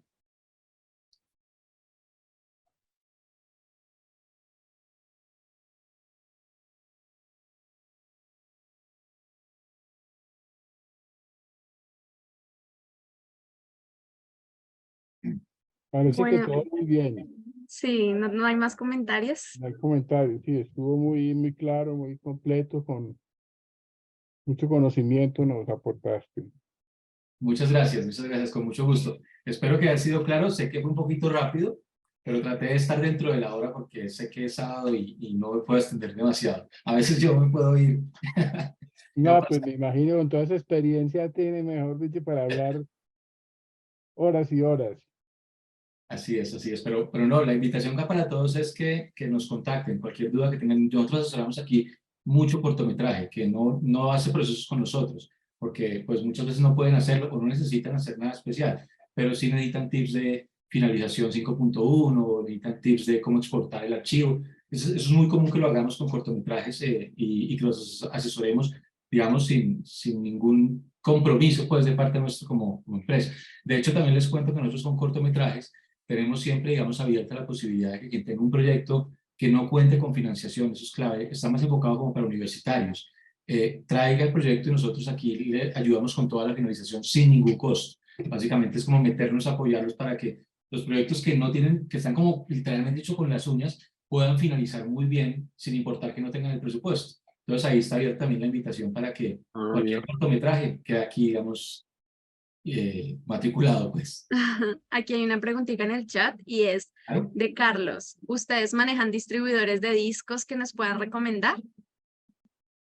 Con distribuidor de discos, ¿a qué te recomiendas? ¿A que te vendan el disco físico? O sea, alguien que te venda el disco nuevo. Debe ser, sí, ¿de dónde los consiguen? Bueno, nosotros en general, digamos que lo que trabajamos aquí, nosotros compramos principalmente discos para distribución en celular, es como la principal inversión que hacemos. Los compramos en un distribuidor mayorista de Unilago aquí en Bogotá, que es un sitio, digamos, de tecnología muy grande. Y compramos a mayorista porque, pues, cuando hemos comprado, compramos muchísimos, porque, pues, hacemos distribución de películas y necesitamos, pues, tener una cantidad importante. Para los discos, digamos, más profesionales, por ejemplo, como el G-Drive que les mostraba al principio y demás, en nuestro caso lo traemos, lo pedimos directamente de Estados Unidos. Eso es lo que hemos, digamos, optado nosotros. Pero hoy en día aquí ya hay buenas opciones. Y Amazon, por ejemplo, ya manda a Colombia muchos productos. Ya uno paga en pesos y le llega a la casa y no necesita, digamos, antes uno necesitaba a alguien en Miami que le recibiera y le transportara. Eso ya no es necesario. Por si acaso, digamos que traer tecnología, muchos productos, ya por Amazon es bastante fácil. Para Igual, perdona, para el LTO se necesita un equipo especial o ese tiene una entrada que va al computador. sí, el LTO requiere un equipo de lectura, es una máquina donde se coloca la cinta, digamos, es una máquina especial para el LTO. Ese, digamos, es el detalle que en el LTO no es tan conveniente, porque uno no tiene sentido que si uno va a guardar 5 o 10 cintas LTO con su material, compre una máquina de LTO para tenerla. A veces no tiene lógica porque es un poquito costoso. Ese es un detalle con el LTO. Entonces, en el LTO la recomendación siempre es que se bajen allí archivos muertos, que yo literalmente sé que no voy a tocar y simplemente quiero tener el respaldo, y material que yo quiera respaldar, pero que tengo en otro disco duro que sí estoy usando, por ejemplo. Porque el LTO, si yo quiero recuperarlo, tengo que buscar una empresa que tenga la máquina y me pueda extraer el contenido a un sistema, digamos, que yo pueda consultar más fácilmente. Es más para un backup, pues. Exactamente, es más para un backup, pero piensen que es un backup que puede ser muy barato cuando se tiene en cuenta la capacidad más la confiabilidad. Entonces, por eso es muy interesante el LTO. Nosotros tenemos, por ejemplo, un cliente que nos parece que maneja muy bien esa lógica y él hace el rodaje, usa unos discos G-Drive como estos, usa unos discos SSD para los masters y cuando ya tiene todo nos manda esa copia. Tiene una copia en su oficina, pero nos manda entonces un G-Drive. Todo eso lo cogemos, aquí les hacemos el DCP, bueno, todos los deliveries y todo eso que creamos lo bajamos a una cinta LTO que marcamos con el nombre de la película y ahí le queda todo el material de la película literalmente, originales de cámara, masters, sonido, todo absolutamente y los archivos finalizados y él guarda ese LTO en su oficina. Y luego él reutiliza esos discos que utilizó en la proyección. Lo único que guarda, digamos, como tal, son los masters. Se queda obviamente con el ProRes, con el DCP, eso sí los deja guardados en otro disco, pero los discos normales los sigue reutilizando constantemente y va acumulando LTOs de cada proyecto. Y es muy raro que necesite leerlos, porque la verdad es que la mayoría de producciones, por ejemplo, los originales de cámara, muy rara vez se tocan, después de que finaliza y que ya se estrenó y todo el proceso. Es raro que uno termine tocando sus originales de cámara para algo. Aquí Juan tiene una pregunta y luego Sigilfredo. Sí, muchas gracias. Es que usted dio en un punto en el que creo que me podrían ayudar. En Cúcuta, la Secretaría de Cultura Municipal hizo una convocatoria, yo quedé ganador con un cortometraje documental. Entonces, pues el presupuesto son fabulosos 5 millones de pesos. Pero entonces yo quisiera hacer un corto que tenga el estándar para salas de cine. Ok. Bueno, te puedo dar algunos detalles puntuales. Obviamente el estándar de sala de cine, digamos, que es muy relativo, en el sentido de que yo no me atrevería a decir que tenga que tener un color de cierta forma, ni un montaje de sonido específico. No necesariamente un corto para sala de cine tiene que tener, digamos, unas características puntuales. Obviamente, digamos que habrá unos temas de calidad de imagen, por ejemplo, que no haya pixelados de imágenes, que se cuiden detalles en donde no se vean como defectos puntuales, que parezcan defectos de producción, que no estén presentes ni en sonido ni en audio. Sería como la única aclaración que yo haría alrededor de la calidad de sala de cine, porque han pasado por nuestras manos proyectos que son producidos con cámaras, digamos, que no son cámaras de las que uno asociaría como cámaras profesionales, que han llegado a salas de cine y que han comprado incluso exhibidores. Entonces, aclararía eso para el tema de la calidad, que no necesariamente está relacionada a la calidad de los equipos, de usarlo mejor en ese sentido, sino a cuidar muy bien, digamos, obviamente la iluminación, la calidad del sonido, al momento de hacer color, que todo el color tenga sentido, que no haya errores técnicos claros.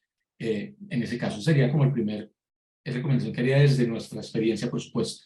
La segunda es que al finalizar se haga una revisión de calidad cuidadosa. Es muy común, por ejemplo, cuando Cine-Colombia te compra un cortometraje pagado por ellos le hacen un control de calidad y detectan todo. Por ejemplo, planos se cambian de color abruptamente. Eso se dan cuenta inmediatamente y te hacen la recomendación.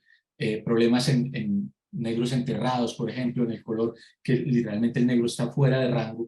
Cosas de ese estilo, ellos los van a notar. Y también problemas de sonido, es decir, si el sonido está rasgado, eso lo van a notar de una y lo van a descartar, como para que sea elegible para un exhibidor a ese nivel.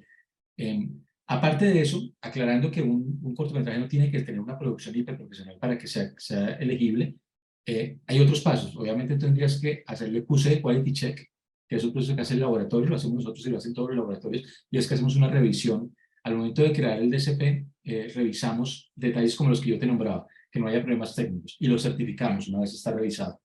Y una vez se ha hecho ese proceso, se crea el DCP, y ese DCP tú lo puedes presentar, por ejemplo, al banco de cortos de Proimágenes, puedes presentarlo a distribuidores y es viable, puedes hacerlo sin problema.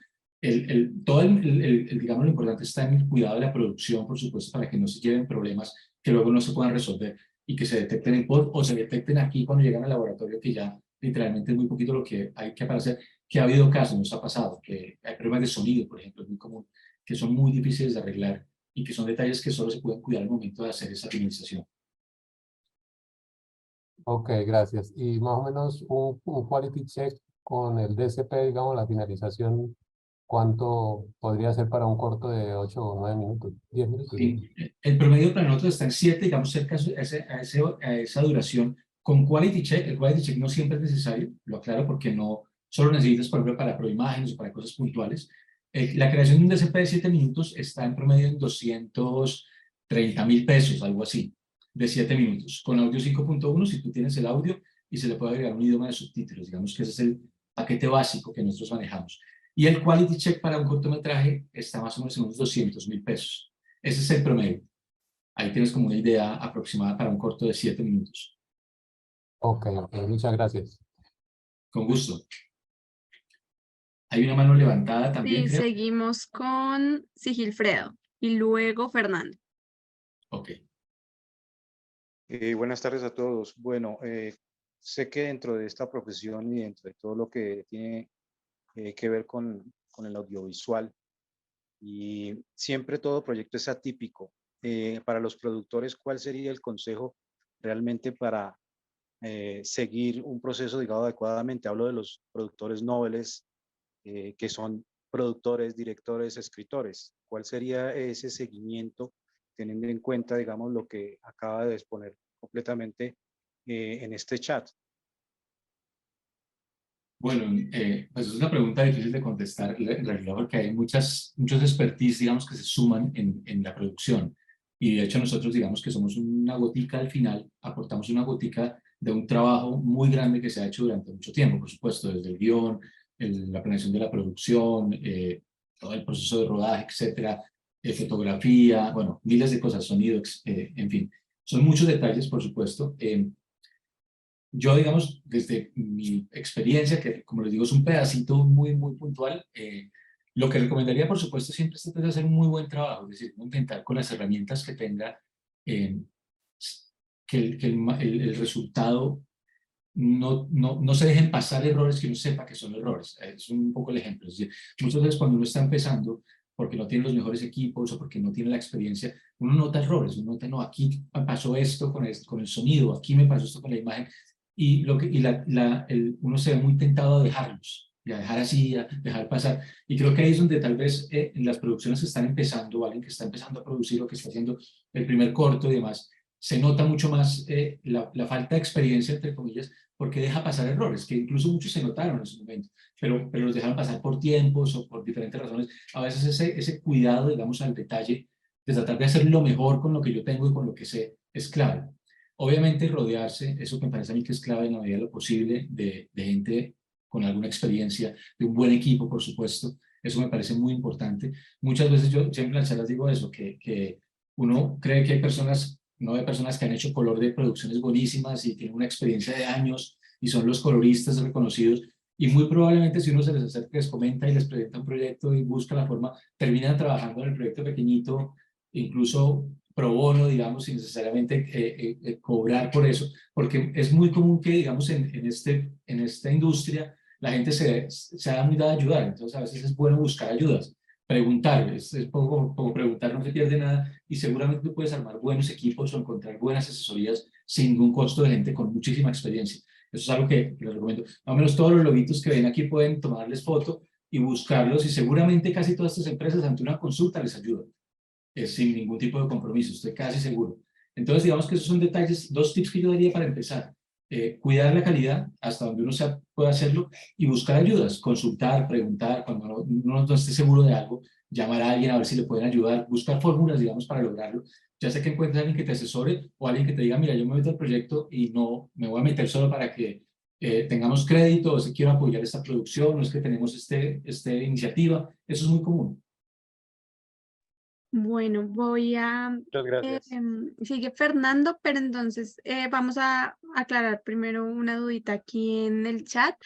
Los videos de SAPCINE Continuado estamos trabajando para que las charlas, las conferencias se puedan subir a YouTube. Les estaremos avisando por los grupos, aún no se van a subir porque pues tenemos que editarlas previamente para que esto se suba, de pronto estos cortecitos al inicio, entonces nosotros les estaremos avisando con tiempo. Y acá me hace una pregunta, no sé si Carlos dice, para rodaje, ¿qué marca de disco recomiendas?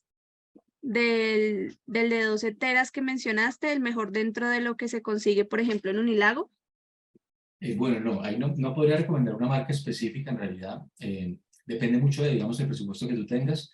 Recomiendo solamente características puntuales. Idealmente más de una copia. Esa sería como la base. Que tú hagas, si vas a hacer copia ya de rodaje de almacenamiento, que cuentes con un data manager, alguien que conozca, ya te va a hacer, de entrada te va a poder recomendar discos por su experiencia o software para manejar el material, etc. Eso sería como ideal, el data manager allí. Pero aparte de eso, si vas a usar discos duros simplemente, tener por lo menos 2 copias mínimo, idealmente 3 si se puede, y por supuesto, por lo menos una de ellas que sea un disco que tenga opción write.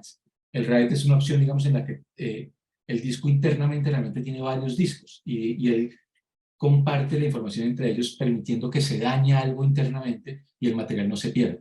El RAID, digamos, es bastante interesante porque es confiable. Entonces, puede ser interesante tenerlo en la medida en la que sea posible. Pero no te puedo decir una marca puntual porque hay muchísimas. De hecho, nosotros, por ejemplo, para almacenamiento hemos alquilado unidades NAS, que no son sistemas puntualmente como las que yo mostraba, que funcionan en RAID, y el objetivo puntual de ellas es dar confiabilidad total, digamos, que son como muy grandes, son equipos muy grandes, pero que son súper confiables. Entonces, digamos que lo manejamos así por la confiabilidad para hacer el backup, y las otras cosas se hacen en discos genéricos, en discos que son más económicos para no hacer una inversión tan grande. Depende del enfoque, digamos que tienes que buscar como equilibrar la confiabilidad con las múltiples copias. Eso es importante, que tengas más de una copia, eso sería lo más importante. Pero encima de todo, alguien encargado, alguien responsable, y ojalá que tenga experiencia. Un data manager es clave. Bueno, vamos a responder la pregunta de David y terminamos con Fernando. Dice, ¿qué precio tiene la creación de un DCP más quality check para un cortometraje y para un largometraje? Bueno, el del cortometraje ya había comentado, más o menos 200, para 7 minutos, 230.000 pesos en la creación de DCP, el QC más o menos 200.000 pesos para ese cortometraje. En el caso del largo cambia un poquito. En el largometraje crear un DCP en este momento la tarifa está más o menos en 1 millón de pesos colombianos. Eso incluye audio 5.1, controles de calidad, bueno, varias cosas que se agregan ahí, digamos, dentro del proceso de creación. En largo hay muchos más procesos de control de calidad que en corto, por diferentes razones, pero no me voy a exponer detalladamente. Y a largo también se le hace quality check, también se le hace QC, pero no se hace de manera individual. Ahí tenemos que revisarlo, porque uno puede hacer QC para FDC, para el largometraje, que es uno, pero lo empaquetamos dentro de otro servicio que es necesario aquí en Colombia, y es el depósito legal. Cuando tienes una película que es producto nacional, que tiene resolución de producto nacional, tienes que hacer depósito legal. Y para el depósito legal hay un montón de entregables, eso es otra historia, pero ahí te necesitas quality check. Entonces nosotros unimos ambos paquetes y unimos ese quality check para FDC al quality check de depósito legal, que estás obligado a hacerlo y que tendrás que hacerlo después. Entonces, digamos que por eso no tenemos una tarifa puntual para ese QC estrictamente. Bueno, entonces ahora sí seguimos con Fernando. Bueno, aquí de nuevo. Nada, era para preguntar algo que más o menos contestaste, pero para ver si entendí bien con el tema de los discos rígidos. Vos recomendaste el LaCie, justamente mi pregunta era porque maneja el RAID. Si posiblemente, bueno, acá somos conocidos por atar todo con alambre y hacer lo que se puede con lo que se puede. Normalmente hago un RAID espejo con discos normales, si es por eso mismo o por esto que también puede, 2 discos de 408, ¿por qué recomendás esto del LaCie o hacerlo en RAID específico o qué tipo de RAID específico? Después tengo otra pregunta. Sí, es una pregunta válida, es más técnica en principio. Digamos que el RAID de entrada realmente es simplemente una cosa que se llama el arreglo RAID, y ese arreglo RAID tiene distintas formas de organizarse. Para que haya un RAID tiene que haber más de un disco duro, es como la primera condición. Entonces, yo puedo tener un RAID espejo, que es que tengo el disco 1 y el disco 2, y los dos, cuando copio, yo los veo como un único disco duro en mi computador. Cuando miro, yo no veo dos, aunque tengo 2 discos, veo uno solo. Y cuando copio el archivo allí, en un RAID espejo, realmente lo que está haciendo es que está copiando el mismo archivo en los 2 discos. Digamos que queda una copia de respaldo. Un RAID espejo está bien, en principio, está perfecto. Tiene el problema de que yo sacrifico mucha capacidad, porque al hacerlo de esa manera, si mi disco duro es de 5 teras y el segundo también tiene que ser la misma capacidad, 5 teras, lo que yo voy a ver en mi computador, aunque tengo 10 teras ahí, solo veo 5, porque él está dividiendo literalmente de manera igual el material. Entonces, es una excelente opción porque tengo 2 copias, de hecho, es muy práctico. Cuando yo tengo un disco duro como el G-Drive, por ejemplo, RAID o un LaCie RAID o cualquier disco que tenga arreglo RAID, yo lo configuro. Entonces yo digo, ok, yo quiero armar este disco en RAID 1, que sería ese RAID espejo, o tengo otras opciones de configuración en RAID. A veces es más interesante usar otra, por temas de almacenamiento, de capacidad. Por ejemplo, en un disco más grande, donde yo tenga, por ejemplo, 4 discos internos, yo puedo usar RAID 5 o RAID 6. Y la ventaja que tengo allí es que en vez de coger mi almacenamiento y cortarlo, como lo hice, diga que perdí la mitad, lo que hago es que solamente uso un disco de respaldo y los demás sí los aprovecho. Entonces, de esa manera yo logro más capacidad de almacenamiento usando RAID, que igual me da tranquilidad, pero no sacrifico tanto mi capacidad. Yo siempre recomiendo RAID por eso, porque si ese disco físicamente falla, no va a pasar nada. Me va a pitar, me va a avisar y mi información sigue allí y no perdí nada, estoy tranquilo, digamos, muy interesante en ese sentido. El ejemplo puntual, voy a poner un ejemplo. Nosotros para la película de Patricia Ayala, se grabó en Tumaco, esa película. Cuando conversábamos con la producción, una de las principales preocupaciones era el voltaje, la luz que había en el sitio donde ellos iban a estar, porque cuando hacían la copia de la grabación del día, estaban en un hotel, por supuesto, o sea, las condiciones eran muy complejas, y se podía ir la luz en cualquier momento, podían cambiar los niveles de voltaje en cualquier momento, podía haber muchas cosas imprevistas que podían dañar los discos duros. Entonces, lo que concluimos es que mandamos varios discos para hacer copias normales y mandamos una unidad que era un RAID 6, que eran 8 discos duros. Esa unidad era una unidad grandísima. La ventaja que tenía esa unidad es que se le podían dañar 2 discos duros y no pasaba nada. Y se podía dañar la fuente de poder y los discos iban a estar intactos. Entonces, fue estratégico porque si pasaba algo extraordinario, bueno, podía ser un gran problema para la producción, por supuesto, pero el contenido estaba ahí intacto y nosotros podíamos recuperarlo. Pasara lo que pasara, incluso se dañaron los discos físicamente o se dañaba la fuente de poder. Obviamente un daño físico más serio, pues ya es otra historia. Y aparte de ese RAID grande, mandamos 2 discos duros Western Digital genéricos, donde se hacía copia también. Esos eran discos normalitos, nada especial, USB 3, porque por costos no se podía hacer de otra manera, y ambas copias se guardaban, entonces quedaban con triple copia, y así, digamos, se lograba cierta tranquilidad. El RAID es por eso, la tranquilidad que puedo llegar a ofrecer. Pero si uno no puede con tener 3 discos duros normales, puedes estar bien, puedes tener, si estás seguro de que los 3 la copia está bien, es importante, hay algo de software para controlar, estar tranquilo de alguna manera. Gracias. La otra pregunta es por el tema de los reels. Siempre los pensé por corte y se me ocurrió ahora, ¿existe la posibilidad de entre reel y reel se haga fundido y decirle al DCP que sea por fundido? Es súper técnica la pregunta, pero... ¿Y te refieres a fundido por qué motivo? Justo la película que estamos editando ahora, el editor se le dio por los logos principales, empiece confundido con la primera escena de la película. O sea, siempre es negro, corte y va a la película, pero se me funde ahora, entonces tengo esa consulta. Si no, le tengo que decir, córtamelo. En el DCP no se puede agregar ningún dato que tenga que ver con, de ningún tipo de edición, digamos. El DCP lo único que hace es unir lo que ya está finalizado. Entonces, allí en el caso de Reels, por ejemplo, tal vez lo recomendable sería cortar antes del fundido o cortar después del fundido, si vas a manejar Reels. Porque el corte del Reel, el Reel no se siente en lo absoluto, cuando yo paso de Reel a Reel, en reproducción de DCP no se siente en lo absoluto, no se da cuenta. Pero tal vez en el fundido podría generar algo, no sé cómo se comporte, porque el fundido es muy evidente, ¿no? Entonces yo recomendaría cortar antes o cortar después, pero no tiene problema, por supuesto, ¿no? Va a funcionarte igualmente bien. Muchas gracias. Bueno, entonces ya finalizamos. Muchísimas gracias, Steve, a todos, todas y todes por conectarse.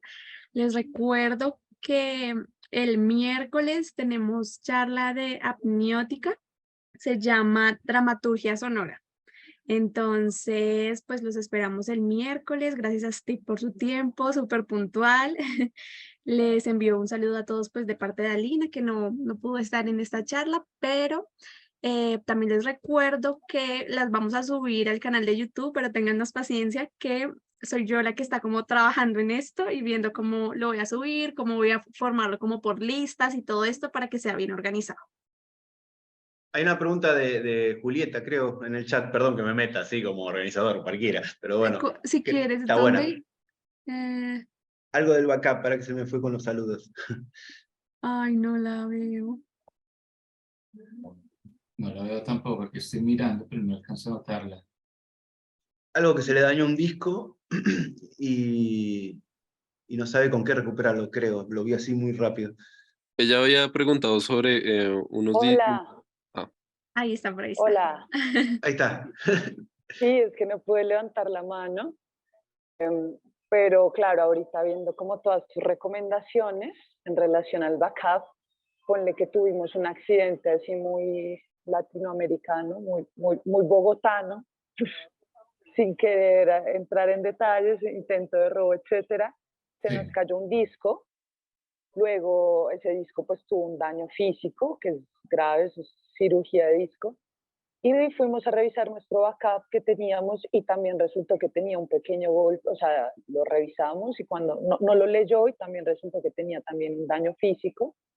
Y entonces todo esto llevó a que estemos averiguando recover, ¿no? Como tratar de, que es básicamente esa cirugía de disco duro, y pues es supremamente costoso. Resulta que nosotros pues revisando realmente tenemos todo el material en Proxys, es un documental, hay cosas que son inviables de volver a grabar, no puede pasar. Sí, más allá del coste de producción, no sé, un personaje que ya no está, etcétera. Entonces, tú en ese sentido, ¿qué nos podrías recomendar? De pronto, pues nosotros encontramos una empresa que hace recover, que es básicamente hacerle cirugía al disco y te piden una copia o sea, te piden incluso otro disco duro para hacer el intento ¿no? Sí, bueno, mira, obviamente no soy experto en recuperación de datos a ese nivel, pero sí conozco algo del tema y hemos tenido situaciones, digamos, también similares con algún cliente y las tarjetas, por ejemplo, que también a veces tienen problemas físicos. ¿Qué te puedo?